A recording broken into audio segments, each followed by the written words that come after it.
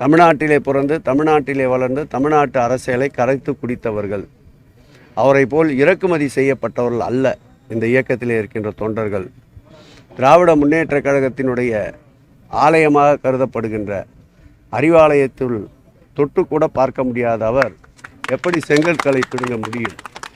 இரும்பு மனிதர் என்று போற்றப்படுகின்ற மாண்புமிகு தமிழக முதல்வர் தொட்டு 75 ஆண்டுகள் கடந்த இந்த திராவிட முன்னேற்ற கழகத்தை அசைத்து பார்ப்பதற்கு இன்னொருவர் பிறந்து வர வேண்டும்.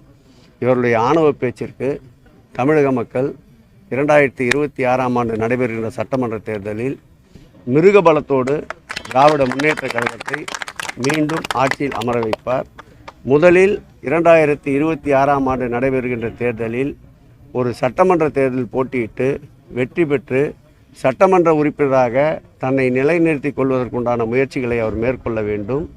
அவர் எங்கு நின்றாலும் தமிழ்நாட்டில் அவரை புறமுதுகோட்டோடு செய்ய திராவிட முன்னேற்ற கழக கடைகோடி தொண்டனை நிற்க வைத்து மாண்புமிகு தமிழக முதல்வர் அவர்கள் அவரை மண்ணை கவ வைப்பார்.